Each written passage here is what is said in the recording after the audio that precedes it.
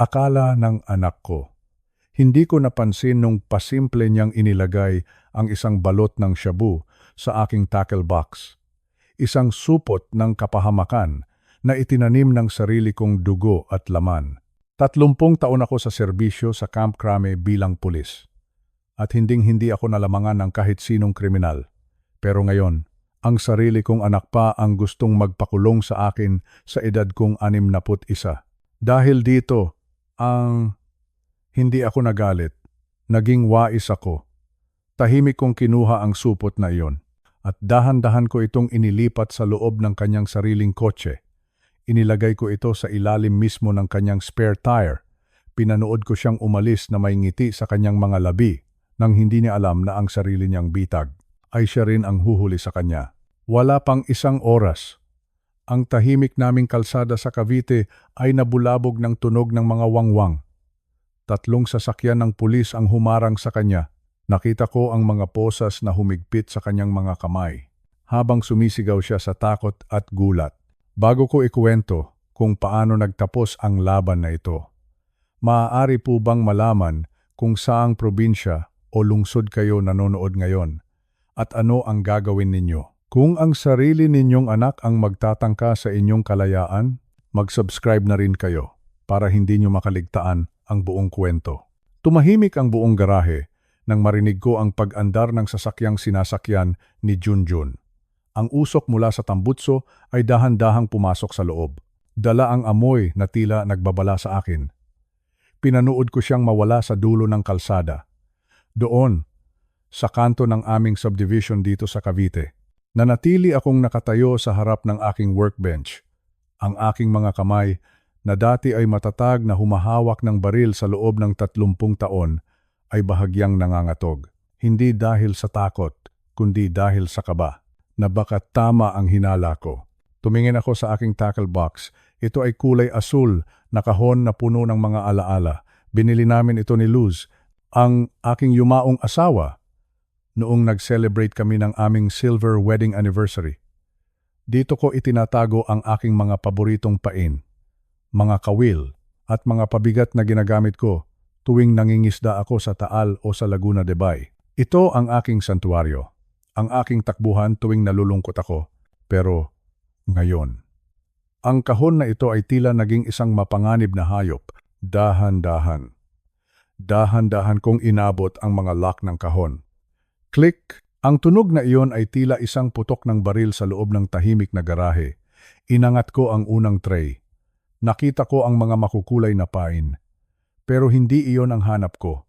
Alam ko kung saan niya ito inilagay. Nakita ko ang pasimple niyang pagdukot sa kanyang bulsa kanina. At doon. At doon.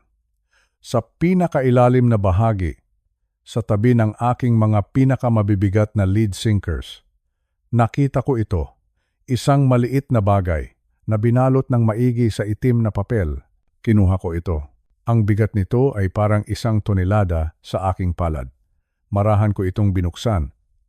Habang dahan-dahang nalalantad ang nasa loob, ang aking puso ay tila huminto sa pagtibok. Isang plastik. Isang maliit na supot ng plastik na naglalaman ng kristal na puting pulbos. Shabu. Hindi ako maaaring magkamali. Sa loob ng 3 dekada ko sa PNP, sa dami ng mga buy-bust operation na pinamunuan ko, kabisado ko ang itsura nito. Ang kinang ng mga kristal. Ang bigat, ang panganib na dala nito. Napaupo ako sa aking lumang silya.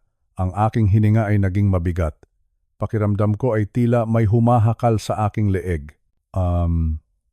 Sa Pilipinas, ang hawak ko sa aking kamay ay hindi lang basta droga. Ito ay hatol. Ito ay habambuhay na pagkakakulong. Ito ay kamatayan ng aking pangalan. Naisip ko, bakit? Bakit gagawin ito ng sarili kong anak? Alam ko ang sagot, pero ayaw tanggapin ng puso ko. Si Junjun, ang aking panganay. Ang bata na ako mismo ang nagturo kung paano humawak ng pamingwit.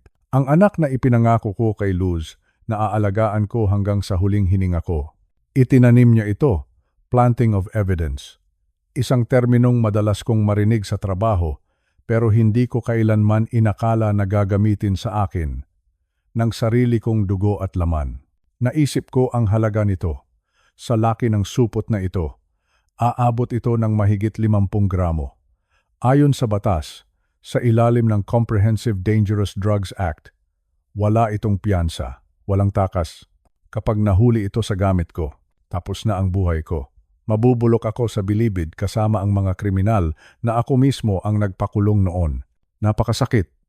Napakasakit isipin na ang taong pinagkatiwalaan ko, ang taong binigyan ko ng lahat, ay siyang nagnanais na mawala ako sa mundong ito. Bakit niya ito gagawin? Dahil ba sa pera? Dahil ba sa 3 milyong piso na utang niya sa kasino? Doon pumasok ang malamig na katotohanan. Kung ako ay makukulong, mawawalan ako ng boses. Hindi ko na mababantayan ang aking mga ari-arian. Ang bahay na ito, ang aking pensyon. Ang lahat ng pinaghirapan namin ni Luz ay mapupunta sa kanya. Magagawa niya ang lahat ng gusto niya. Maibebenta niya ang bahay para pambayad sa kanyang mga utang. Isang malupit na plano.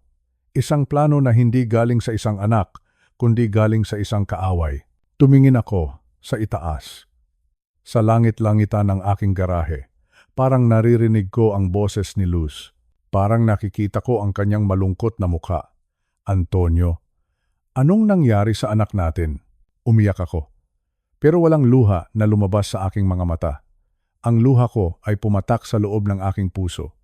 Ito ay luhang parang asido na tumutunaw sa lahat ng pagmamahal na mayroon ako para kay Junjun. Plea.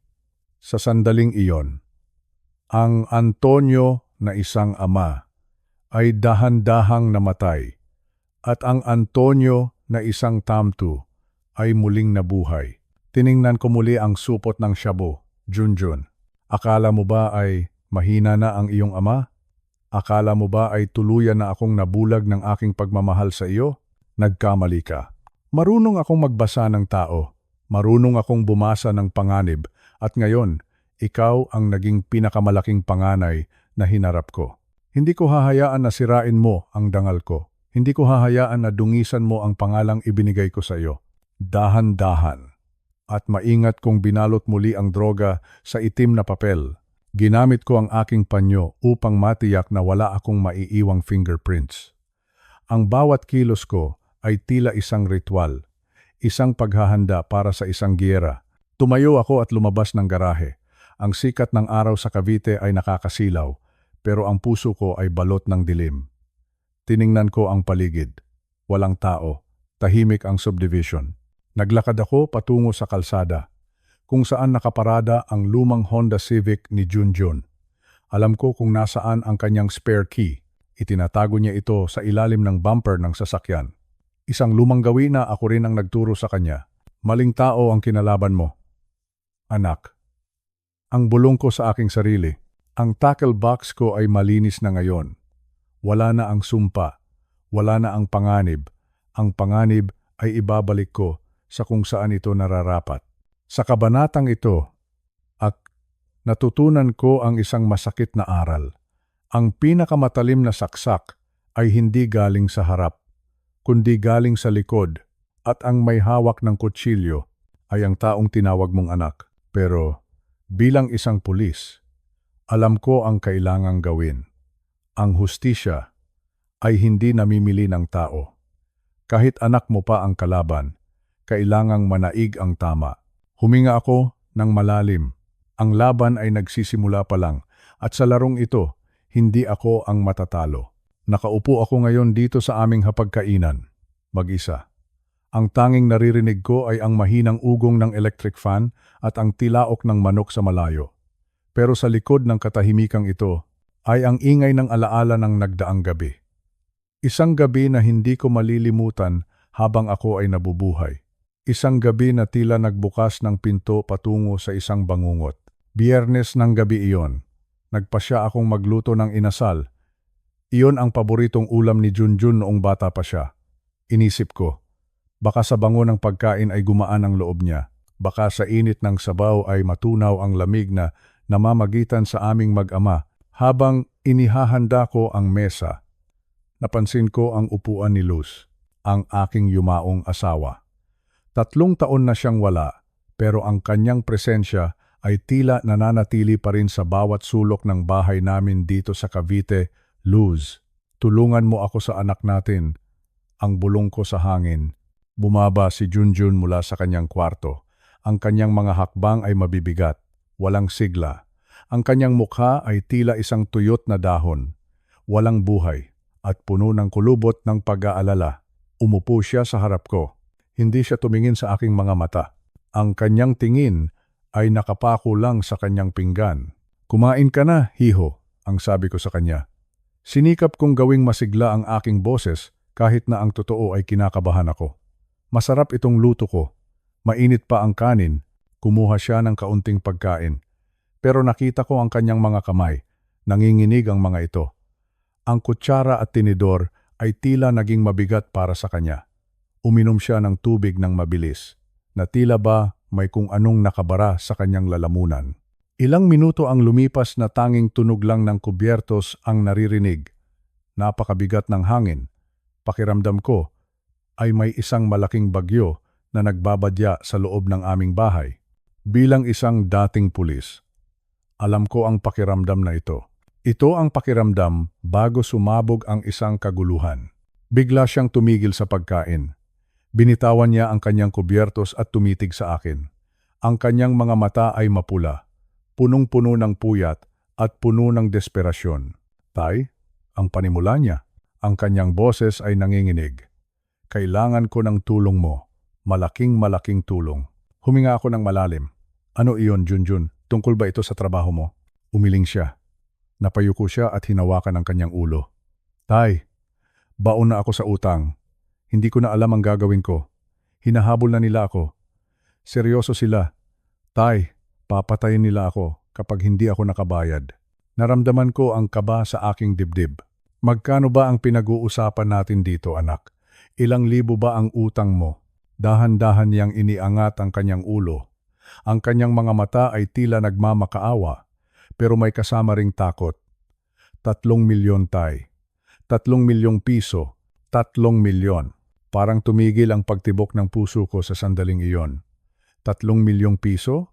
Saan nakuha ng isang taong walang trabaho ang ganoon kalaking utang? Saan nanggaling ang utang na iyan, Junjun? Ang tanong ko. Sinikap kong manatiling kalmado. Kahit na ang totoo ay gusto ko nang sumigaw. Sugal ba ito? Kasino? O baka naman? Sa mga taong hindi dapat kinakalaban, hindi siya sumagot agad. Pinaglaruan niya ang kanyang baso. Hindi na mahalaga kung saan nanggaling, tay. Ang mahalaga ay kailangan ko ang pera. Bukas. Kailangan ko iyon bukas. Tumayo ako.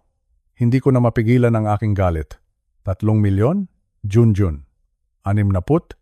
1 taon na ako. Ang perang naipon ko sa serbisyo ay hindi sapat para sa ganyang halaga. Iyan ang perang inilaan namin ng nanay mo para sa pagtanda ko, para sa mga gamot ko, para sa bahay na ito. Bigla ring tumayo si Junjun. Ang kanyang upuan ay kumaladkad sa sahig. Isang tunog na tila humiwa sa aking puso. Pero buhay ko ang nakataya rito, tay. Ang sigaw niya. Ano ba naman ang pera kumpara sa buhay ng sarili mong anak? Mas mahalaga ba sa iyo ang pensyon mo kaysa sa akin? Masakit. Napakasakit marinig ang mga salitang iyon. Ginagamit niya ang aking pagmamahal para makonsensya ako. Iyan ang taktika ng mga taong wala ng prinsipyo. Junjun, makinig ka. Ang sabi ko habang pilit kong ibinababa ang aking boses. Mahal kita. Pero hindi ko maibibigay ang wala sa akin. At higit sa lahat, hindi ko ibibigay ang pinaghirapan ko para lang itapon sa kung anong bisyo mo. Kailangan mong harapin ang bunga ng mga maling desisyon mo. Doon ko nakita ang pagbabago sa mukha ng aking anak. Ang kanyang desperasyon ay dahan-dahang napalitan ng poot, galit. Isang uri ng galit na hindi ko akalaing makikita ko sa anak ko.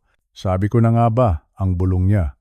Ang kanyang boses ay naging malamig, kasing lamig ng bangkay. Wala ka talagang pakialam sa akin. Puro ka na lang batas. Puro ka na lang disiplina. Nakalimutan mo na yata na ako na lang ang pamilya mo. Pamilya tayo, Junjun? Ang sagot ko. Kaya nga pinagsasabihan kita. Ang pagbibigay ng pera sa iyo ngayon ay hindi tulong. Ito ay pagtulak sa iyo sa mas malalim pang hukay. Hindi na siya sumagot. Tumitig lang siya sa akin ng matagal. Isang tingin na tila ba hindi na ako ang kanyang ama, kundi isang kaaway. Isang hadlang sa kanyang gusto. Pagkatapos, ay mabilis siyang umakyat sa itaas. Narinig ko ang malakas na pagsara ng kanyang pinto. Naiwan akong mag-isa sa dilim ng hapagkainan. Ang pagkain sa mesa ay malamig na. Ang amoy ng inasal na kanina ay nakakatakam, ay naging amoy ng kabiguan. Napaupo ako muli. Hawak ang aking dibdib. Ang 3 milyong piso ay isang malaking halaga. Pero ang mas malaki pang nawala sa akin sa gabing iyon ay ang tiwala sa aking anak. Naisip ko. Saan siya kukuha ng ganoong pera kung hindi ko siya tutulungan? Ano ang gagawin niya? Alam ko ang takbo ng utak ng mga taong desperado. Gagawin nila ang lahat, kahit ang saktan ang mga taong nagmamahal sa kanila.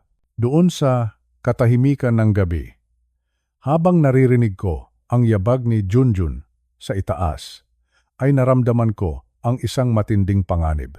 Hindi ito panganib mula sa mga magnanakaw sa labas. Ito ay panganib na nagmumula sa loob mismo ng aking tahanan. Junjun, anak ko, bakit tayo umabot sa ganito? Nung gabing iyon, hindi ako nakatulog. Nakatingin lang ako sa kisame. Nagdarasal. Humihingi ng gabay kay Luz. Luz, ano ang gagawin ko? Ang anak natin ay naliligaw na. Ngayon, habang inaalala ko ang gabing iyon, napagtatanto ko na doon nagsimula ang lahat. Ang gabing puno ng tensyon ay naging mitsa ng isang malaking pagsabog. Doon nabuo sa isip ni Junjun ang kanyang masamang balak. Ang itanim ang droga sa aking gamit. Ang ipahuli ako sa mga kasamahan ko sa serbisyo para sa kanya. Ang 3 milyong piso ay mas mahalaga kaysa sa aking kalayaan. Mas mahalaga kaysa sa aking pangalan. Mas mahalaga kaysa sa aming ugnayan. Makinig kayo ng mabuti, mga kaedad ko. Ang pagmamahal sa anak ay walang katapusan. Pero dapat itong may kasamang karunungan. Huwag nating hayaan na ang ating pagmamahal ay maging daan para tayo ay sirain. Dahil minsan, ang mga taong pinalaki natin sa ating mga bisig ay siya ring may kakayahang itulak tayo sa bangin. Ang gabing iyon ay isang paalala na ang pamilya, kahit gaano pa kasagrado, ay maaari ring mabahiran ng dumi ng mundo. Ang sugal, ang utang, ang desperasyon ay kayang ubusin ang lahat ng kabutihan sa puso ng isang tao. Huminga ako ng malalim. Ang sakit ay nananatili pa rin. Pero sa gitna ng sakit na ito, ay nahanap ko ang lakas. Lakas para lumaban, lakas para protektahan ang aking sarili. Dahil kung hindi ko gagawin iyon, walang ibang gagawa para sa akin. Sa susunod na kabanata, ibubunyag ko ang lihim na pag-iimbestiga na ginawa ko, ang mga papel na nahanap ko sa ilalim ng kanyang kama, at ang katotohanan na mas nakakasindak pa kaysa sa inaasahan ko. Huwag po kayong aalis. Marami pa tayong dapat matutunan mula sa mapait na karanasang ito. Ang buhay ay puno ng pagsubok, pero sa tulong ng may kapal, tayo ay magtatagumpay. Umalis na si Junjun. Narinig ko ang mabilis na pag-arangkada ng kanyang sasakyan, na tila ba nagmamadali siyang takasan ang bigat ng aming pagtatalo kanina. Nang muling tumahimik ang paligid ng aming bahay dito sa Cavite, doon ko naramdaman ang isang kakaibang lamig. Hindi ito lamig ng ambon. Ito ay lamig ng isang masamang balita na dahan-dahang lumalapit. Nanatili akong nakatayo sa garahe. Tinitingnan ko ang aking mga kamay. Ang mga kamay na ito ay naglingkod sa bayan sa loob ng 30 taon. Bilang isang investigador sa Camp Crame, marami na akong hinalughog na lungga ng mga kriminal. Marami na akong nabuksan na mga baul ng sikreto. Pero ngayon, ang misyon ko ay mas masakit. Kailangan kong pasukin ang kwarto ng sarili kong anak. Dahan-dahan akong pumasok sa loob ng bahay. Ang bawat hakbang ko sa hagdanan ay tila may kasamang bigat. Diyos ko, patawarin niyo po ako sa gagawin ko, ang bulong ko sa aking sarili. Pero alam ko, kailangan ko itong gawin bilang isang ama. Gusto kong patunayan na mali ako. Pero bilang isang pulis, Alam ko na hindi nagsisinungaling ang aking kutob. Tumigil ako sa harap ng pinto ng kwarto ni Junjun. Matagal na panahon na rin simula nung huling pumasok ako rito, noong bata pa siya. Laging bukas ang pintong ito. Pero ngayon, tila may isang makapal na harang na naghihiwalay sa amin. Pinihit ko ang doorknob. Sa kabutihang palad, hindi ito nakalock. Pagpasok ko, sinalubong ako ng amoy ng luma at kulob na hangin. Kalat ang mga damit sa sahig. May mga basong hindi pa nahuhugasan sa tabi ng kanyang kama. Ang kwarto na ito, na dati ay maayos at maliwanag, ay naging madilim at magulo. Salamin ito ng naging buhay ng aking anak nitong mga nakaraang taon. Magulo, madilim, puno ng kalat. Sinimulan ko ang aking pag-iimbestiga. Hindi ako nagmadali. Alam ko ang bawat sulok na dapat tingnan. Iyan ang itinuro sa akin sa serbisyo. Huwag kang titingin sa kitang-kita lang. Tumingin ka sa mga lugar na akala ng iba ay hindi mo papansinin. Hinalughog ko ang kanyang kabinet. Sa ilalim ng mga nakatuping pantalon, doon ko nahanap ang unang piraso ng katotohanan. Mga resibo. Napakaraming resibo. Kinuha ko ang mga ito at dinala sa ilalim ng liwanag. Ang aking mga mata ay nanlaki. Ito ay mga betting slips mula sa kasino. Libo-libong piso ang nakasulat sa bawat isa. Meron ding mga resibo ng cash advances mula sa credit cards. Diyos ko, Junjun, ang bulong ko. Ang aking puso ay tila pinipiga. Dito pala napupunta ang lahat ng perang hinihingi niya sa akin. Ang perang sinasabi niyang pambayad sa kuryente. Ang perang sinasabi niyang pambili ng pagkain. Lahat ay itinapon niya sa lamesa ng sugalan, dito sa Pilipinas. Alam nating lahat kung gaano kabilis makasira ng buhay ang bisyong ito. Ang kasino ay isang malalim na balon na walang katapusan. Pero hindi pa doon nagtapos ang aking natuklasan. Nagpatuloy ako sa paghahanap. Sinilip ko ang ilalim ng kanyang kama. May isang lumang sapatos doon na tila hindi na ginagamit. Pero nang hatakin ko ito, naramdaman ko na may laman itong mabigat. Sa loob ng sapatos. May nakatagong isang makapal na brown envelope. Dahan-dahan ko itong binuksan. Ang aking kamay ay nanginginig na ngayon. Sa loob ng envelope, may mga dokumentong legal. May mga selyo ng notaryo publiko. Binasa ko ang bawat salita. At sa bawat linyang nababasa ko, ang mundo ko ay dahan-dahang gumuguho. Isa itong kontrata ng pautang. Real estate mortgage. Ang halaga, 5 milyong piso. At ang ginamit na collateral? Ang bahay namin. Ang tanging bahay na pinaghirapan namin ni Luz. Ang bahay kung saan kami bumuo ng pangarap. Ang bahay na nais ko sanang ipamana sa aking mga magiging apo. Isinanlan niya ang bahay namin nang hindi ko alam. Pero paano? Paano niya nagawa iyon? Tiningnan ko ang huling pahina ng dokumento. Doon, sa tapat ng pangalan ko, ay may isang pirma. Ang pangalan ko, Antonio Miller. Pinagmasdan ko itong mabuti. Ang bawat kurba ng panulat, ang bawat diin ng tinta, mukhang totoo. Sa isang mabilis na tingin, iisipin mong ako nga ang pumirma.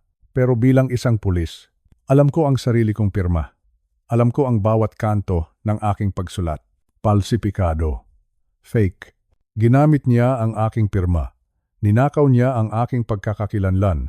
Ginamit niya ang aking dangal para makuha ang pera na itatapon lang niya sa kasino. Naramdaman ko ang isang matinding hapdi sa aking dibdib. Mas masakit pa ito kaysa sa saksak ng patalim.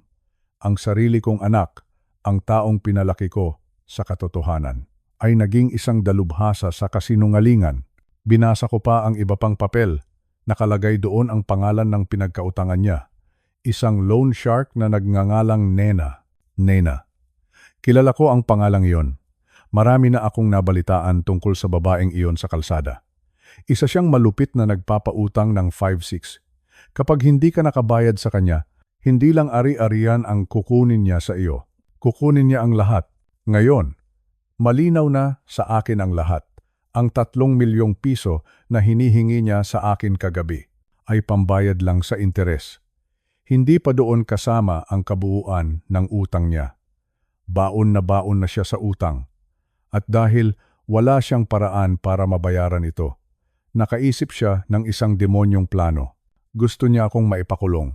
Naisip ko, kapag ako ay nasa loob na ng rehas, wala nang magbabantay sa bahay na ito. Wala nang titingin sa mga dokumento bilang tanging tagapagmana. Siya na ang magdedesisyon sa lahat. Maibibigay na niya ang bahay kay Nena at ang lahat ng matitira ay mapupunta sa kanya. Napakasama, napakalupit. Napaupo ako sa sahig ng kanyang kwarto. Yakap-yakap ko ang brown envelope. Sa sandaling iyon, pakiramdam ko ay tila nawalan ako ng anak. Ang batang si Junjun na mahal ko ay tila matagal na palang patay. Ang kaharap ko ngayon ay isang taong lulong sa bisyo at handang pumatay ng kaluluwa para lang sa sariling kaligtasan. Naisip ko si Luz. Luz, nakikita mo ba ito? Ang bulong ko habang tumitingala sa kisame. Ang anak natin. Ang anak nating pinalaki natin sa hirap at pagmamahal ay ito na ngayon. Umiyak ako. Isang tahimik na pag-iyak na tila humihiwa sa bawat bahagi ng aking pagkatao. Bakit kailangang umabot sa ganito? Ano ang pagkukulang ko? Naging masyado ba akong malambot? O naging masyado ba akong matigas bilang isang pulis? Pero pagkatapos ng ilang minuto, pinunasan ko ang aking mga luha. Ang lungkot ko ay dahan-dahang napalitan ng isang malamig na determinasyon. Hindi ko hahayaan na magtagumpay ang kasamaan niya. Hindi lang ito tungkol sa bahay. Hindi lang ito tungkol sa pera. Ito ay tungkol sa katarungan. Ito ay tungkol sa dangal na binuo ko sa loob ng 60 taon. Dinala ko ang envelope sa aking kwarto. Kinuha ko ang aking cellphone at isa-isang pinikturan ang bawat pahina ng dokumento. Kailangan ko ng ebidensya. Bilang isang pulis, alam ko na ang ebidensya ang tanging sandata sa harap ng batas. Ibinabalik ko ang envelope sa loob ng sapatos ni Junjun. Gusto kong isipin niya na wala akong alam. Gusto kong isipin niya na ang kanyang sikreto ay ligtas pa rin. Jun, hindi mo kilala ang kinalaban mo, ang sabi ko sa aking sarili habang isinasara ang pinto ng kanyang kwarto. Ginamit mo ang aking pirma para nakawin ang aking bahay. Pero gagamitin ko ang aking karunungan para bawiin ang aking buhay. Sa kabanatang ito, natutunan ko na ang katotohanan ay madalas na nakatago sa mga madidilim na sulok at minsan ang pinakamaitim na katotohanan ay matatagpuan mo sa loob ng sarili mong tahanan. Makinig kayo ng mabuti, mga kabayan ko.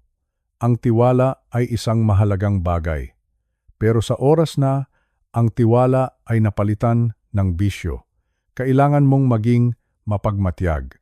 Kahit na sarili mong dugo ang kausap mo, sa susunod na kabanata, ibubunyag ko ang mas nakakatakot pang plano ni Junjun na narinig ko sa kanyang mga tawag sa telepono. At doon niyo makikita kung paano ako magsisimulang lumaban. Huwag kayong aalis. Ang kwento ng aking buhay ay isang babala para sa ating lahat. Gabi na naman dito sa Cavite, pero ang katahimikan ay tila may dalang panganib. Nakahiga ako sa aking kama, nakatingin sa kisame, pero ang aking isipan ay gising na gising. Ang mga dokumentong nahanap ko sa kwarto ni Junjun ay tila mga buhay na uod na kumakain sa aking katahimikan. Hindi ako makatulog. Paano ako makakatulog? Kung alam ko na ang sarili kong anak ay nagnakaw ng aking pirma, paano ako hihimbing kung ang bahay na pinaghirapan namin ni Luz ay isinanla na pala sa isang loan shark? Maya-maya, narinig ko ang mahinang pagbukas ng pinto sa kabilang kwarto. Ang kwarto ni Junjun. Narinig ko ang kanyang marahang mga hakbang sa pasilyo. Dahil sa 30 taon ko sa serbisyo sa Camp Crame, ang aking pandinig ay nananatiling matalas. Alam ko ang tunog ng isang taong may itinatago. Tumayo ako ng dahan-dahan. Hindi ko binuksan ang ilaw. Sa dilim. Naglakad ako patungo sa aking pinto at bahagya itong ipinatong sa aking pandinig. Ang puso ko ay kumakaba, hindi dahil sa takot, kundi dahil sa sakit ng katotohanang malalaman ko pa. Narinig ko ang bulong ni Junjun. Mukhang may kausap siya sa telepono. Alo, Bong? Oo. Ako ito. Huwag kang maingay. Ang boses ni Junjun ay gumaralgal, puno ng kaba, pero may kasamang determinasyon na hindi ko nagustuhan. Bong. Ang pangalang iyon ay nagpataas ng balahibo ko. Sa mundo ng krimen na kinagisnan ko bilang pulis, ang pangalang Bong ay madalas nakaugnay ng mga tulak at hitman sa labas ng aming subdivision. Ayos na ang lahat, ang pagpapatuloy ni Junjun. Naitanim ko na ang gamit sa tackle box niya kanina. Sigurado ako, hindi niya iyon mapapansin. Alam mo naman ang matandang iyon. Ulyanin na. Ulyanin. Masakit marinig iyon. Tinawag akong ulyanin ng sarili kong anak para lang mapagtakpan ang kanyang kasamaan. Hindi niya alam na ang ulyanin na ito ay nakamasid sa bawat galaw niya. Bukas na bukas. Tatawag ako sa mga pulis, ang sabi pa ni Junjun. Isusumbong ko siya. Sasabihin ko na matagal na siyang nagbebenta ng shabu simula nung namatay si nanay. Kapag naaresto siya, tapos na ang usapan. Wala nang makakapigil sa atin. Narinig ko ang mahinang tawa ni Junjun. Isang tawa na tila galing sa impyerno. Wala na ang anak ko. Ang nasa kabilang panig ng pinto ay isang halimaw na binuo ng sugal at desperasyon. Pagkatapos ng tawag na iyon, narinig ko na muli siyang nagdial. Isang bagong numero. Isang bagong pakikipagsabwatan. Magandang gabi po. Ma'am Nena, ang sabi niya. Mas naging magalang ang kanyang boses, pero halata ang pagmamakaawa. Oho, alam ko po na bukas na ang deadline ng 3 milyong piso na interes. Huwag po kayong mag-alala. Tumigil siya sandali. Ma'am, Nena, may plano na po ako. Siguradong sigurado na ito. Bukas, makukulong na ang tatay ko. Kapag nasa loob na siya, ako na ang may hawak ng titulo ng bahay. Pirmahan ko lang ang mga papel at sa inyo na ang bahay na ito. Mababayaran ko na ang lahat ng utang ko, pati na yung 5 milyon na kapital.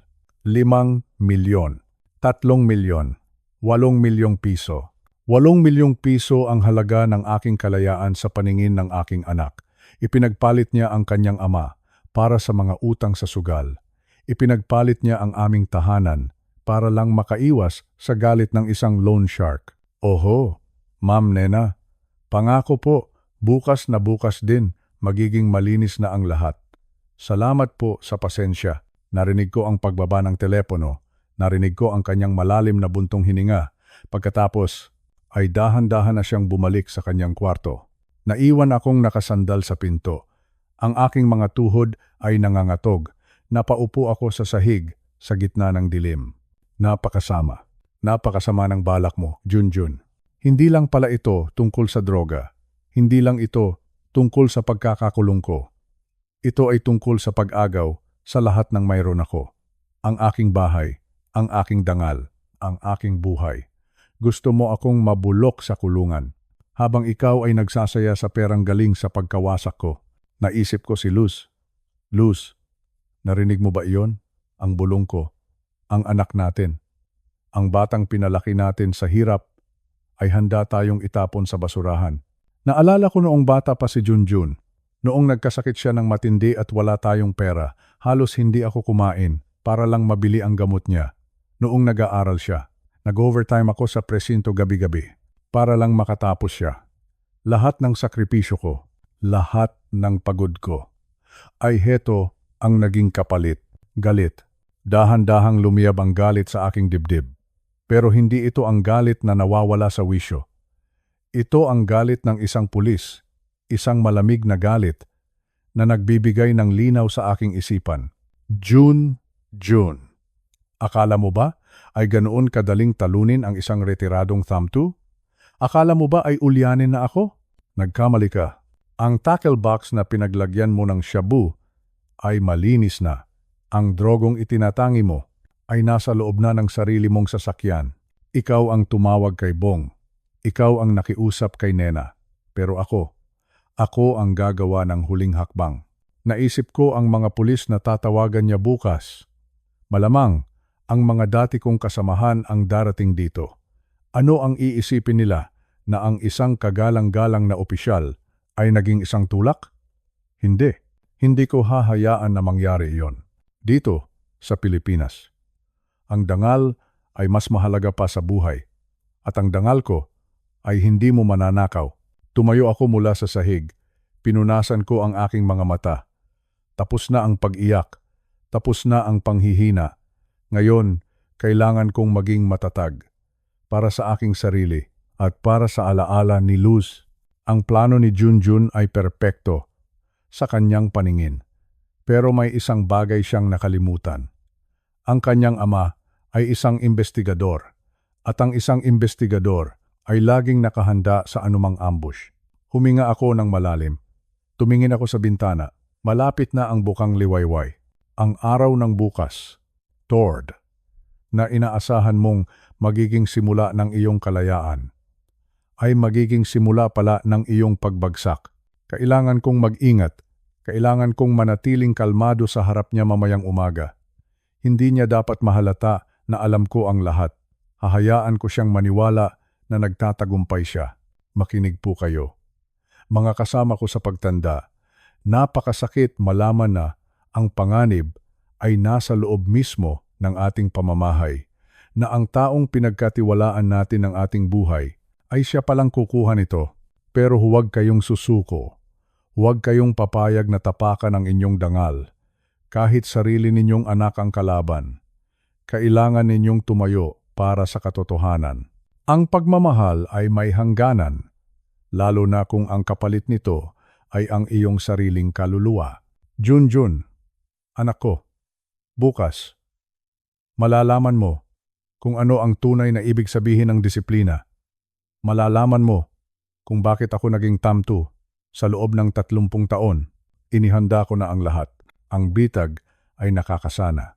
At sa pagkakataong ito, hindi ako ang mahuhuli. Abangan ninyo ang susunod na kabanata. Doon nyo makikita ang aking madiskarteng pagbabaliktad, kung paano ko inilipat ang droga, at kung paano ko hinarap ang aking anak sa huling pagkakataon bago dumating ang mga pulis. Maraming salamat sa inyong pakikinig. Manatili tayong wais at manatili tayong matatag. Tahimik ang paligid. Ang tanging naririnig ko lang ay ang mahinang pag-ugong ng electric fan sa sala at ang paminsan-minsang huni ng mga kuliglig sa labas. Nakaupo ako sa aking lumang silya habang nakapatong sa aking kandungan ang tackle box na matagal ko nang kasama sa pangingisda. Noong binili ko ito, akala ko ay mga bingwit, pain at pangarap lang ang lalamanin nito. Hindi ko akalain na dito ko pa matatagpuan ang bagay na sisira sa katahimikan ng aking pagtanda. Dahan-dahan kong binuksan ang takip. Doon, sa ilalim ng mga makukulay na peking isda, ay naroon ang maliliit na plastik, puting pulbos, mapanganib, nakakalason. Noong una, uminit ang aking ulo. Gusto kong sumigaw. Gusto kong kaladkarin si Junjun palabas ng kanyang kwarto at itanong sa kanya kung bakit niya nagawa ito. Pinag-aral namin siya ng mabuti. Ibinigay namin ang lahat. Ang kotseng ginagamit niya. Ang kotseng binili ko ng mahigit 1,000,000 piso mula sa aking pinaghirapang retirement fund. Iyon ba ay gagawin lang niyang kuta ng ganitong uri ng bisyo? Pero huminga ako ng malalim. Sa edad kong ito, 65 na ako, natutunan ko na ang galit ay hindi nagbibigay ng solusyon. Ang galit ay nakakabulag. At sa pagkakataong ito, kailangan kong manatiling dilat ang mga mata. Hindi ko pwedeng komprontahin si Junjun ng padalos-dalos. Alam ko ang batang iyon, masyadong madulas ang kanyang dila. Gagawa at gagawa siya ng kwento, itatanggi niya ang lahat hanggang sa ako pa ang magmukhang masama. Ako pa ang magmumulang ulyanin, kaya naman nagpasya ako.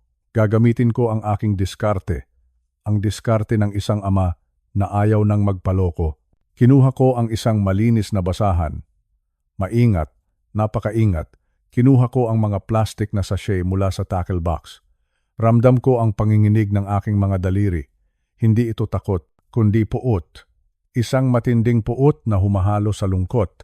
Maingat kong pinunasan ang bawat sulok ng tackle box. Ayaw kong may maiwang kahit na anong bakas. Walang fingerprints. Walang alikabok ng kamalian. Kailangan kong linisin ang aking sariling gamit dahil sa mundong ito, ang ebidensya ay mas makapangyarihan kaysa sa katotohanan. Lumabas ako ng bahay. Madilim na sa garahe, pero kabisado ko ang bawat sulok nito. Naroon ang kotse ni Junjun. Isang makinang nasasakyan, pero sa loob ay may nakatagong dumi. Lumingon-lingon muna ako. Tiniyak ko na walang nakakakita. Ang mga kapitbahay namin ay tulog na. At si Junjun ay mahimbing na ring naghihilik sa itaas, marahil ay pagod sa kanyang mga lakad. Binuksan ko ang trunk ng kotse. Amoy pabango ng sasakyan ang bumungad sa akin, yung mamahaling scent na madalas niyang ipagmalaki. Pero sa ilalim ng karangyaang iyon, may itinatago siyang lihim. Inangat ko ang carpet sa sahig ng trunk. Doon, nakita ko ang spare tire. Ang gulong na panreserba. Sa isip-isip ko, nararapat lang ito dito. Kung gusto niyang maglaro ng apoy, dapat ay handa siyang mapaso. Dahan-dahan, inilagay ko ang mga plastik sa ilalim ng gulong. Siniguro ko na hindi ito basta-basta makikita, pero sapat na para matagpuan kung sakaling may maghahanap. Isang maliit na sakripisyo para sa isang malaking aral. Habang ginagawa ko ito, naalala ko noong bata pa si Junjun, noong tinuturuan ko pa siyang magbisikleta. Kapag nadara pa siya, agad ko siyang binubuhat. Pinupunasan ko ang kanyang luha. Pero ngayon, ang sugat niya ay hindi na sa tuhod. Ang sugat niya ay nasa kanyang pagkatao. At ang tanging paraan para gumaling ito ay ang harapin niya ang bunga ng kanyang mga maling desisyon. Matapos kong mailagay ang lahat, ibinalik ko ang carpet sa dati nitong ayos. Walang gusot, walang dumi, parang walang nangyari. Bumalik ako sa loob ng bahay. Pumunta ako sa lababo at naghugas ng kamay. Gumamit ako ng sabon. Kuskus dito, kuskus doon. Gusto kong tanggalin ang lansa ng mga plastik na iyon sa aking balat. Umupo ulit ako sa aking silya. Tiningnan ko ang tackle box ko. Malinis na ito. Wala na ang lason.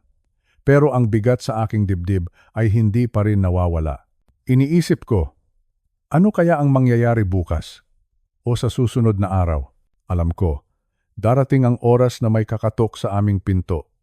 Maaaring ang mga autoridad o maaaring ang tadhana na mismo ang maningil. At kapag dumating ang sandaling iyon, malinis ang aking kamay. Ang gamit ko ay walang bahid. Ang ebidensya ay nasa lugar kung saan ito nararapat. Mahirap maging magulang. Kahit matanda na kami, hindi natatapos ang pag-aalala. Pero ang pagmamahal ay hindi laging nangangahulugan ng pagtatakip sa mali. Minsan, ang tunay na pagmamahal ay ang pagpapaubaya sa batas para ituwid ang isang baluktot na landas. Pinikit ko ang aking mga mata. Ramdam ko ang pagod ng aking katawan. Ang 65 taon ay hindi biro. Lalo na kung sa huling yugto ng iyong buhay ay kailangan mo pang maging espiya sa loob ng sarili mong tahanan. Ngunit kailangan itong gawin para sa akin, para sa katahimikan ng aming pamilya at higit sa lahat, para na rin kay Junjun. Sa bawat segundong lumilipas, mas lalong bumibigat ang katahimikan. Pero sa gitna ng katahimikang iyon, alam kong nakahanda na ako. Ang pain ay nailatag na. Ang laro ay nagsisimula pa lang. Ngayon, maghihintay ako hanggang sa sumikat ang araw, at sa bawat paghinga ko, tanging dalangin ko lang ay maging maayos ang lahat. Kahit alam kong pagkatapos nito, hindi na muling magiging katulad ng dati ang aming buhay. Pagod na ako, pero gising na gising ang aking diwa. Ang bawat galaw ko ay may dahilan. Ang bawat paghinga ko ay may bigat. Ito ang aking diskarte. Ito ang aking pagbabaliktad. Hihintayin ko ang bukas. Sa ngayon, hahayaan ko munang ang gabi ang bumalot sa lahat ng aking mga lihim. Matutulog ako ng may malinis na konsensya habang ang kotseng nasa labas ay nagdadala ng katotohanang hindi na kayang takasan ni Junjun. Ang pera, ang sasakyan, ang luho, lahat ng iyan ay walang saysay kung ang pundasyon ay gawa sa kasinungalingan. 1,000,000 piso? 1,000,000 piso para sa isang kotseng puno ng dumi? Napakamahal na halaga para sa isang pagkakamali. Ngunit tapos na ang aking bahagi. Ang tadhana na ang bahalang tumapos sa kwentong ito, matutulog na ako. Bukas, ibang laban na naman ang haharapin ko. Isang laban na hindi ko ginusto, pero kailangan kong panalunan.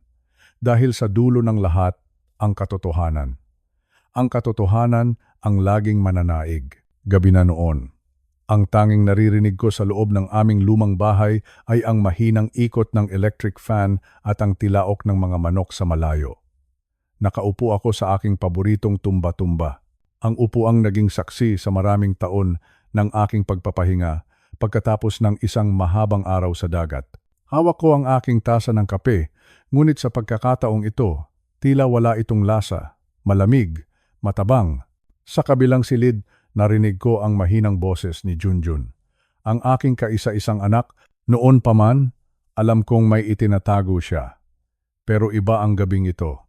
May kakaiba sa tono ng kanyang pananalita. Hindi ito ang boses ng anak na humihingi ng pabor o ang boses ng anak na naglalambing. Ang naririnig ko ay isang boses na puno ng panlilinlang. Isang boses na tila may itinutusok na tinik sa aking dibdib. Dahan-dahan, tumayo ako. Pinilit kong huwag lumikha ng anumang ingay. Nilapitan ko ang manipis na dingding na naghihiwalay sa aming silid. At doon ko narinig ang lahat. Opo sir, sigurado po ako, sabi ni Junjun sa kabilang linya ng telepono. Narinig ko ang paghinga niya ng malalim. Tila ba may hinahabol siyang oras? Tila ba may malaking premyong naghihintay sa kanya sa dulo ng usapang ito? Nakatago ang mga gamot sa garahe. Sa loob ng kanyang tackle box, pagpapatuloy niya. Ang bawat salita niya ay parang hampas ng malakas na alon sa aking mukha. Ang tackle box na tinutukoy niya. Iyon ang kahon na kasama ko sa bawat pagpalaot ko sa dagat para may maipakain sa kanya. Iyon ang kahon na naging instrumento para makapagtapos siya ng pag-aaral. Ngayon, ang kahon na iyon ang ginagamit niya para ipakulong ako. Opo, mga pulis, bulong pa niya. Pumunta kayo rito bago magmadaling araw. Mahuhuli ninyo siya sa akto. Napahawak ako sa dingding. Parang biglang nawalan ng lakas ang aking mga binti. Nanlambot ang aking buong katawan.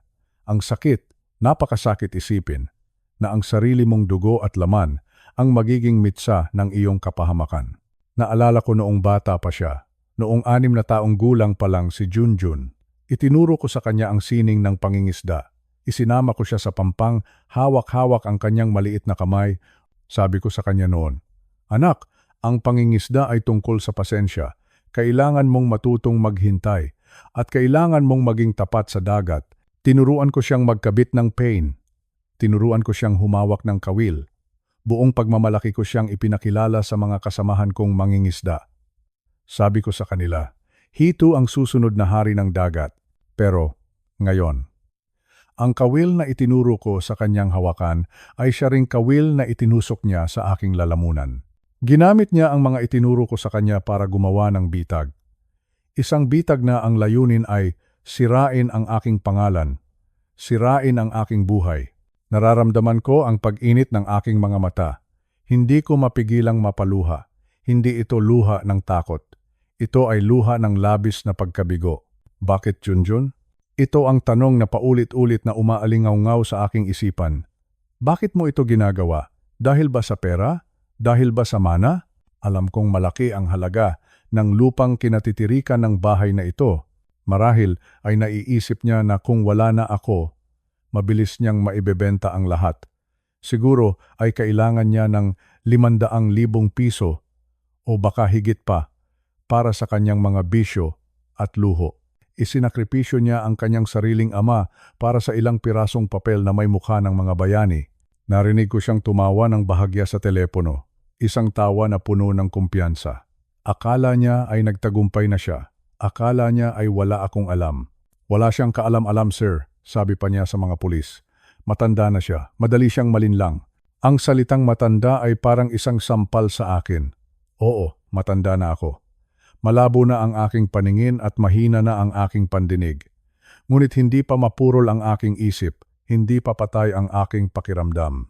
Nadama ko ang isang matinding hapdi sa aking kalooban. Ang sakit na ito. Ang sakit na dulot ng pagtatraidor ng isang anak ay mas matindi pa sa anumang sakit ng katawan. Mas masakit pa ito kaysa sa rayuma na nagpapahirap sa akin tuwing umuulan. Mas masakit pa ito kaysa sa pagod ng maghapong pagtatrabaho sa ilalim ng sikat ng araw. Naisip ko ang lahat ng sakripisyo ko para sa kanya.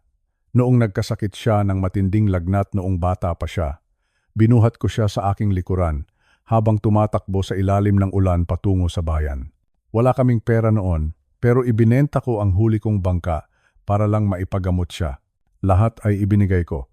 Lahat ay tiniis ko. Sabi ko sa sarili ko noon, basta maging maayos ang buhay ni Junjun, sapat na iyon sa akin. Kahit ako na ang magutom, basta siya ay busog. Kahit ako na ang mahirapan, basta siya ay komportable. Ngunit heto ang aking gantimpala. Isang pagsusumbong sa mga pulis, isang planong itapon ako sa likod ng rehas. Huminga ako ng malalim. Pinalis ko ang luha sa aking mga pisngi. Sa gitna ng sakit, naramdaman ko ang isang uri ng lamig sa aking puso. Hindi na ito galit. Ito ay isang malalim na pagtanggap na ang anak na minahal ko ay wala na. Ang nasa loob ng silid na iyon ay isang taong hindi ko nakilala. Isang taong nabulag ng kasakiman. Sige Junjun, bulong ko sa hangin. Kung iyan ang gusto mo, kung iyan ang iyong plano. Hindi niya alam na matagal ko nang nahanap ang plastic na inilagay niya sa aking tackle box. Hindi niya alam na nailipat ko na ito sa isang lugar na hindi niya inaasahan. Akala niya ay siya ang mangingisda sa gabing ito. Akala niya ay ako ang isda na kanyang mahuhuli. Ngunit nakalimutan niya ang isang mahalagang aral na itinuro ko sa kanya noon. Ang dagat. Ang dagat ay mapanlinlang. Minsan akala mo ay ikaw ang humihila sa kawil, pero ang totoo ikaw na pala ang hinihila ng agos. Bumalik ako sa aking tumba-tumba. Naupo ako doon ng matuwid. Hihintayin ko ang mga pulis. Hihintayin ko ang pagdating ng mga taong tinawagan niya. Sa bawat segundong lumilipas, mas lalong tumitibay ang aking loob. Masakit man, kailangang mangyari ang nararapat. Kailangan niyang matutunan na ang bawat maling gawa ay may kaakibat na parusa. At sa pagkakataong ito, hindi na ako ang magliligtas sa kanya. Ang batas na mismo ang magtuturo sa kanya ng leksyon na hindi ko na ibigay bilang isang ama. Tumingin ako sa labas ng bintana. Ang langit ay nagsisimula ng magkulay asul, malapit na ang bukang liwayway. Isang bagong umaga ang darating. Isang umaga na puno ng pait. Ngunit puno rin ng katotohanan. Ang mapait na pagsusumbong ni Junjun ay hindi magiging dulo ng aking buhay. Ito ay magiging simula lamang ng isang bagong kabanata. Isang kabanata kung saan ang katarungan ay mananaig, gaano man ito kasakit sa puso ng isang ama. Tahimik na ang paligid. Huminto na rin si Junjun sa pakikipag-usap sa telepono. Narinig ko ang yabag ng kanyang mga paa patungo sa pinto. Marahil ay tinitingnan niya kung tulog pa ako. Ipinikit ko ang aking mga mata. Nagkunwari akong natutulog. Ngunit sa loob ko, gising na gising ang aking diwa. Handa na ako. Handa na akong harapin ang bagyo. Handa na akong harapin ang katarungan. At higit sa lahat, handa na akong bitawan ang anak na matagal ko nang ipinaglaban. Ngunit sa huli ay siya palang wawasak sa akin. Ang pangingisda ay tungkol sa pasensya. At sa gabing ito, ang aking pasensya ay umabot na sa hangganan. Ang hapon na iyon ay hindi katulad ng mga karaniwang hapon sa aming nayon. Imbes na ang huni ng mga kuliglig o ang tawanan ng mga batang naglalaro sa labas, ang namayani ay ang nakakangilong tunog ng sirena. Wang-wang. Isang tunog na nagpabigla sa aking matatandang tenga. Paglabas ko sa beranda, nakita ko ang 3 sasakyan ng pulis na huminto mismo sa tapat ng bahay ni Antonio. Ang namumuno sa kanila ay si Detective Reyes. Kilala ang pamilya ni Reyes sa aming bayan. Siya ay isang lalaking seryoso, laging plansado ang suot na barong at tila laging may malalim na iniisip. Kasama niya ang ilang mga batang pulis na may bitbit na mga gamit sa pag-iimbestiga. Sa gitna ng kaguluhan, naroon si Junjun. Ang aking anak na si Junjun. Nakita ko ang kakaibang kislap sa kanyang mga mata. Parang may halong excitement, parang may halong kaba. Lumapit siya agad kay Detective Reyes. Mabilis ang kanyang lakad, tila ba nagmamadali na may gustong patunayan. Dito, Detective. Dito niyo makikita ang ebidensya. Narinig kong sabi ni Junjun habang itinuturo ang lumang tackle box ni Antonio, iyong kulay berdeng kahon na laging dala ni Antonio tuwing pupunta siya sa tabing dagat para mamingwit. Sa aming mga matatanda, ang tackle box na iyon ay simbolo ng katahimikan. Ngunit para kay Junjun, iyon daw ang taguan ng mga iligal na bagay. Siguradong sigurado si Junjun. Nasa loob niyan ang lahat, wika niya. Ang mga dokumento, ang pera, ang lahat ng pandaraya ni Antonio, binanggit pa ni Junjun ang halaga. Sabi niya, may milyon-milyong piso raw na nakatago doon. 5 milyong piso. Isang halaga na sapat na para makabili ng isang malaking lupain sa probinsya. Lumapit si Detective Reyes sa kahon. Ang paligid ay biglang tumahimik, kahit ang hangin ay tila huminto sa pag-ihip. Ang mga kapitbahay ay nakasilip sa kanilang mga bintana. Ang iba naman ay nakatayo lang sa malayo, tahimik na nagmamasid, hawak-hawak ang kanilang mga rosaryo. Alam niyo naman sa ating bansa, kapag may ganitong raid, ang buong barangay ay tila nanonood ng isang teleserye sa telebisyon. Dahan-dahang binuksan ng mga pulis ang tackle box. Inaasahan namin na may lalabas na mga pakete o kaya ay mga bundle ng pera na nakabalot sa plastik. Ngunit, wala. Walang laman na iligal ang kahon. Ang tanging nakita namin ay mga lumang kawil, mga pabigat na gawa sa tingga, at isang punit na litrato ng yumaong asawa ni Antonio. Mayroon ding ilang piraso ng candy na tila matagal na doon. Mali. Nagkamali si Junjun. Talagang mali ang kanyang akala. Nakita ko ang pagbabago sa mukha ni Detective Reyes. Ang kanyang mga kilay ay nagtagpo. Tumingin siya kay Junjun at ang tingin na iyon ay hindi na tingin ng pakikipagtulungan. Ito ay tingin ng pagdududa. Isang malalim na pagduda. Paano mo nalaman na dito dapat maghanap, Junjun? Tanong ng detective.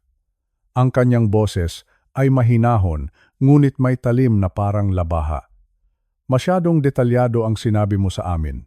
Alam mo kung anong kahon, alam mo kung anong kulay. Pero bakit wala kaming mahanap? Napalunok si Junjun.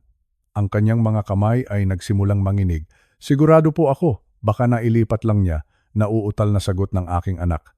Ngunit si Detective Reyes ay hindi basta-basta mapapaniwala. Sanay na siya sa mga ganitong sitwasyon. Marami na siyang nakitang mga tao na nagtuturo ng iba para lamang pagtakpan ang sariling dumi. Masyadong mabilis ang iyong dila, iyan ang problema, bulong ng detective. Pagkatapos, tumayo ng tuwid si Reyes at tumingin sa kanyang mga kasamahan. Hindi na ang bahay ni Antonio ang kanyang pinagmamasdan. Ang kanyang mga mata ay natuon na sa labas. Doon, sa sasakyan ni Junjun na nakaparada sa gilid ng daan. Isang makintab na sasakyan na tila hindi nababagay sa kinikita ng aking anak. I-search nyo rin ang sasakyan ni Junjun, utos ni Detective Reyes. Parang gumuho ang mundo sa paligid ko nang marinig ko iyon. Ang aking puso ay nagsimulang tumibok ng mabilis. Dugdug, dugdug. Isang kaba na hindi ko maipaliwanag. Bilang isang ina, gusto kong protektahan ang aking anak. Pero bilang isang tao na pinalaki sa takot sa Diyos at sa batas, alam ko na may mali. Bakit po ang sasakyan ko? Tanong ni Junjun. Mataas na ang kanyang boses. Halos sumisigaw na sa takot. Ako ang tumawag sa inyo. Ako ang tumutulong. Iyon nga ang nakapagtataka, sagot ni Reyes habang naglalakad patungo sa sasakyan. Masyado kang maraming alam para sa isang saksi lang. Sa aming trabaho, kapag ang isang tao ay masyadong bida, siya ang madalas na may itinatago. Nakita ko ang mga pulis na lumapit sa kotse. Binuksan nila ang pinto. Sinimulan nilang kapkapin ang bawat sulok, ang mga upuan, ang dashboard, hanggang sa likuran ng sasakyan. Habang nangyayari ito, naalala ko ang mga turo ng aking mga magulang noon. Sabi nila, ang katotohanan ay parang tubig. Kahit anong takip mo, gagawa at gagawa iyan ng paraan para lumabas. At ang kasinungalingan naman ay parang usok. Kahit gaano mo gustong hawakan, tatakas at tatakas iyan sa iyong mga kamay hanggang sa mabulgar ang lahat. Napaupo ako sa isang silya sa aming bakuran. Ang aking mga tuhod ay nanghihina. Tiningnan ko si Antonio. Nakatayo lang siya sa kanyang pintuan, tahimik, walang kibo. Ang kanyang mukha ay hindi nagpapakita ng galit. Sa halip, ang nakita ko ay lungkot. Isang malalim na lungkot para sa aking anak. Sana ay nagkakamali lang ako ng hinala. Pero ang tingin ni Detective Reyes ay hindi nagsisinungaling. Ang bawat kilos ng mga pulis sa sasakyan ni Junjun ay tila isang babala. Isang babala na sa hapong ito, hindi lang ang katahimikan ng aming nayon ang mawawasak, kundi pati na rin ang tiwala na matagal naming binuo. Nagpatuloy ang paghahanap. Ang bawat segundong lumilipas ay tila isang oras para sa akin. Naririnig ko ang bulungan ng mga kapitbahay. Ano kaya ang makukuha nila? Tanong ng isa. Sabi ko na nga ba, may kakaiba kay Junjun, sabi naman ng isa pa. Ang sakit pakinggan. Masakit sa loob ng isang magulang na marinig na pinag-uusapan ang kanyang anak ng ganoon. Pero wala akong magawa. Ang tanging nagawa ko na lamang ay ang humawak sa aking dibdib at bumulong ng isang maikling dasal. Panginoon, kayo na po ang bahala. Kayo na po ang nakakaalam ng lahat. Sa huling sandali, nakita ko ang isa sa mga pulis na may itinaas na isang maliit na pouch mula sa ilalim ng upuan ni Junjun. Ang kulay nito ay itim. Maliit lang, pero ang bigat ng dinala nitong tensyon sa aming lahat ay hindi matatawaran. Tumingin si Detective Reyes sa akin, pagkatapos ay kay Junjun, at huli ay sa itim na pouch. Doon ko nalaman na ang hapong ito ay simula pa lamang ng isang mas malaking bagyo sa aming buhay.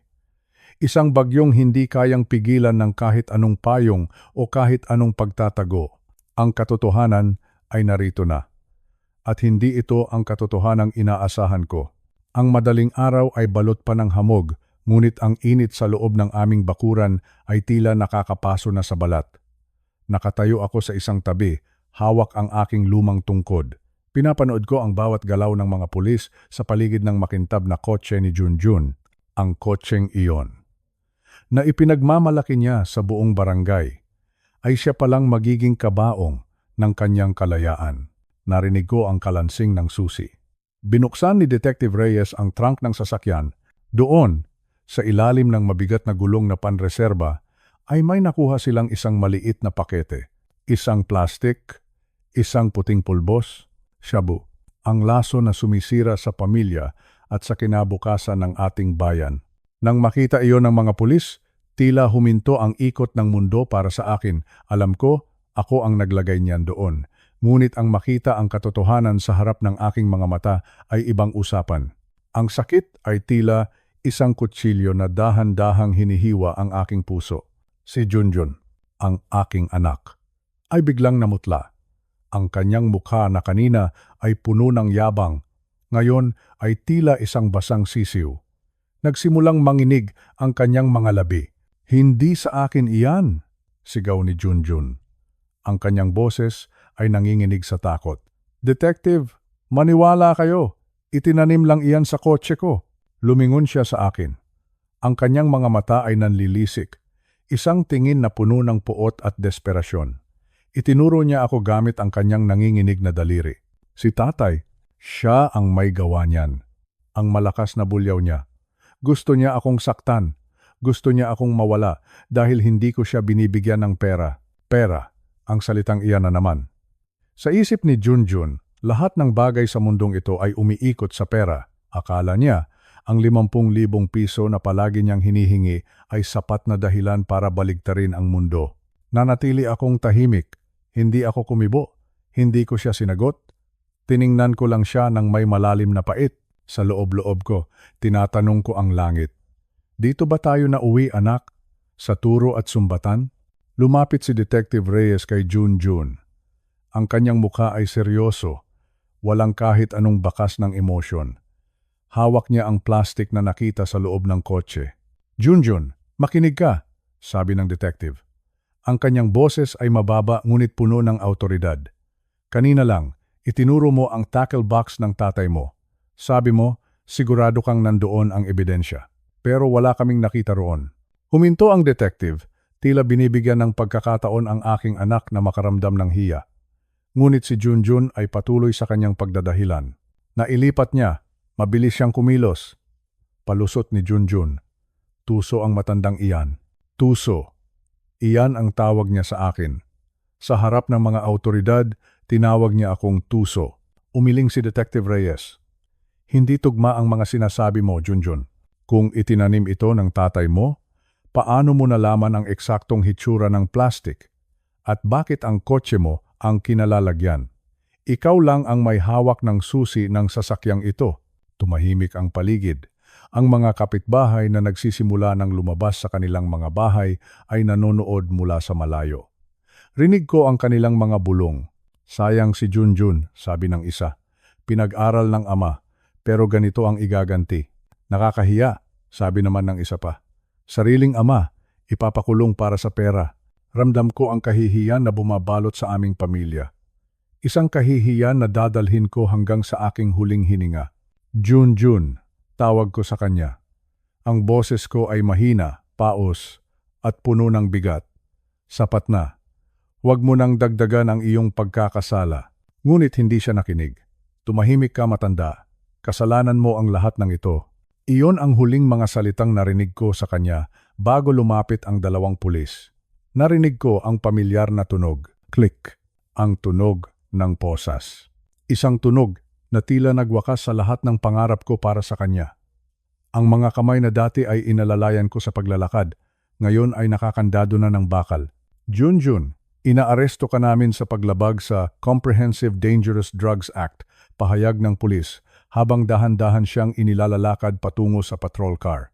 Nagpumiglas si Junjun, sumigaw siya, nagmura, ngunit wala siyang nagawa. Ang kanyang pagbagsak ay ganap na. Ang kanyang plano na ako ang ipakulong ay bumalik sa kanya ng 10 ulit na mas matindi. Habang isinasakay siya sa loob ng sasakyan, tumingin muli siya sa akin. Sa pagkakataong ito, wala na ang galit sa kanyang mga mata. Ang nakita ko ay takot, isang matinding takot ng isang batang nawawala sa dilim. Tatay, tulungan mo ako. Ayoko sa kulungan.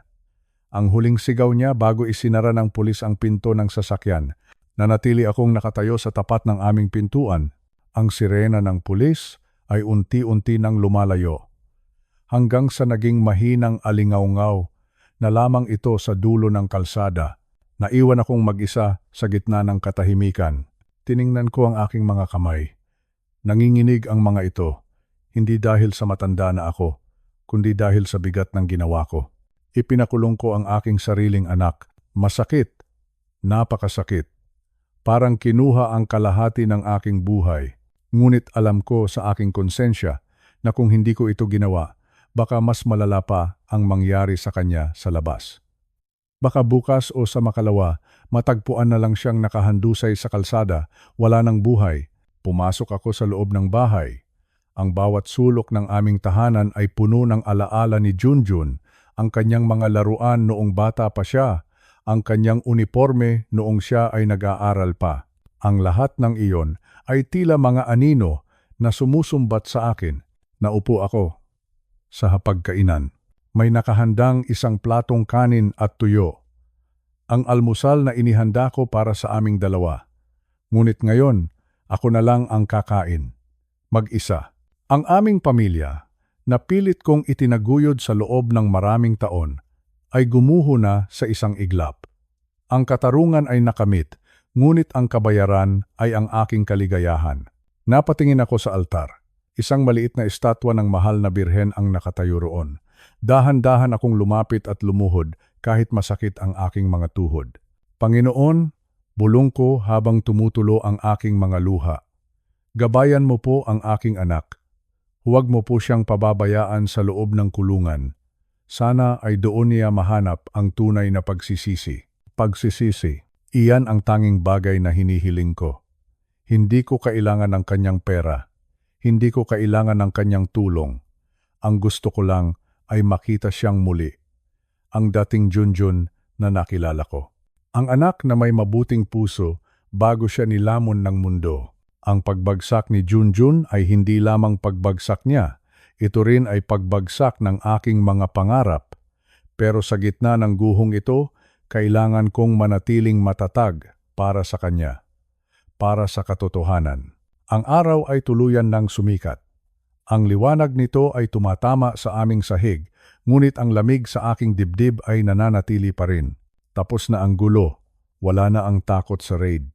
Ngunit ang sugat sa aking puso, marahil ay kailangan ng habambuhay bago ito tuluyang maghilom.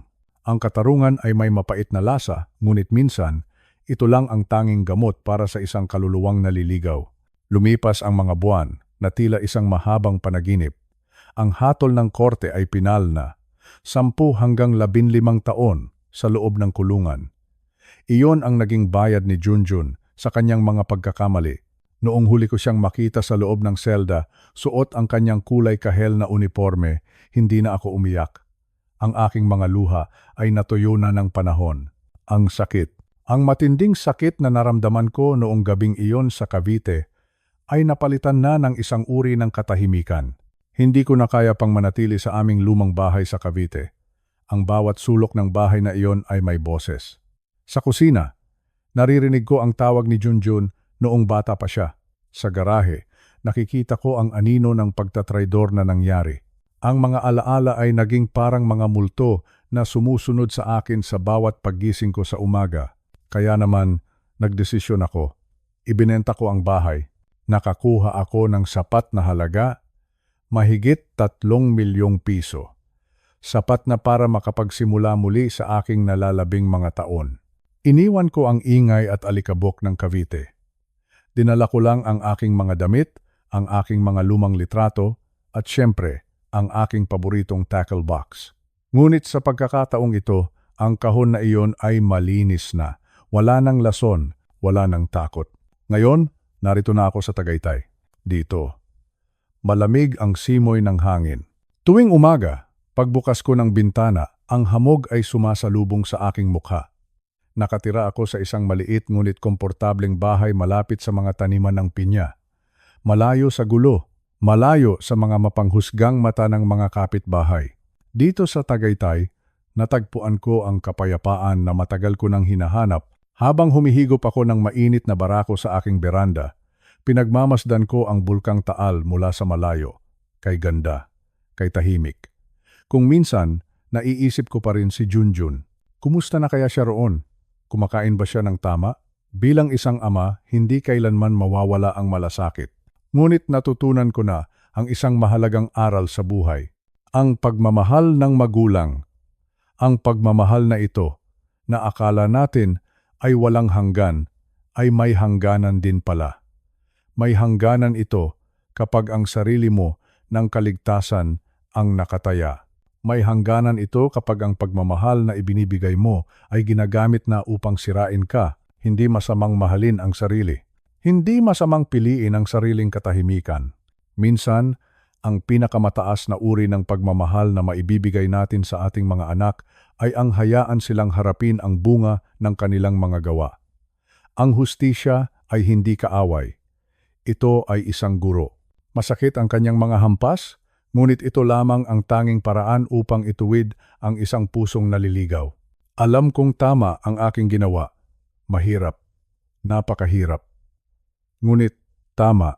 Sa edad kong ito, wala na akong ibang hangad kundi ang makatulog ng mahimbing sa gabi. Wala nang takot na baka may pulis na kumatok sa aking pinto.